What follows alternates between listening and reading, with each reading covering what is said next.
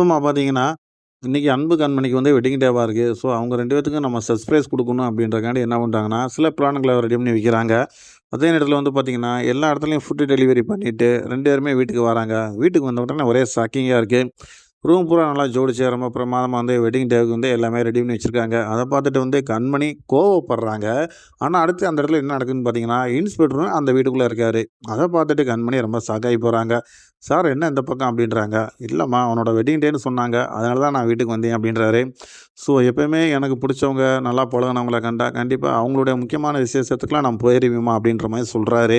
அத பார்த்துட்டு அவங்கனால ஒண்ணுமே பண்ண முடியல. வசமா நம்ம மாட்டிக்கிட்டோம். இந்த இடத்துல நம்ம கண்டிப்பா வந்து கோவப்பட முடியாது. நடிச்சு தான் ஆகணும் அப்படின்ட்டு, கண்மணி என்ன பண்றாங்கன்னு பார்த்தீங்கன்னா, அடுத்தடுத்து அன்பிட்ட ரொம்ப க்ளோஸா நெருங்கி அழகா பேச ஆரம்பிக்கிறாங்க.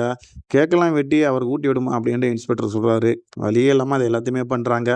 பண்ணிட்டு அவங்க என்ன நினைக்கிறாங்கன்னா, "எல்லாமே உங்களோட ஐடியா தான். நீங்க தானே அந்த மாரி பண்ணியிருக்கீங்க" அப்படின்னு சொல்லிட்டு, கண்மணியோட ஃப்ரெண்ட்ட குவிக்கிறாங்க. ஆனா அவங்க, எனக்கு இதுக்கு சம்மந்தமே கிடையாது. இது முழுக்க முழுக்க வந்து உங்க அத்தை சிவகாமி பண்ணது தான்" அப்படின்றாங்க. இன்ஸ்பெக்டருக்கு யார் தகவல் சொன்னாருன்னா, எல்லாமே அவங்க தான். ஏன்னா, நீ கண்டிப்பா வந்து இது எல்லாத்தையும் பார்த்துட்டு எதையுமே நீ ஏத்துக்கிற மாட்ட. திரும்ப அவங்க மனச காயப்படுற மாரி பேசுவ.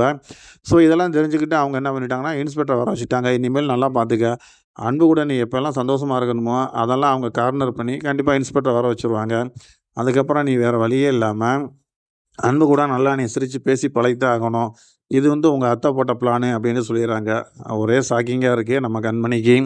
ஸோ, வெண்ணிலா வந்து அவங்க பாட்டிட்ட எல்லா விஷயத்தையும் சொல்லிர்றாங்க. முழுக்க முழுக்க வந்து எல்லாரும் ஒரே டீமா போய் ஒரே வீட்ல தங்கியிருக்காங்க.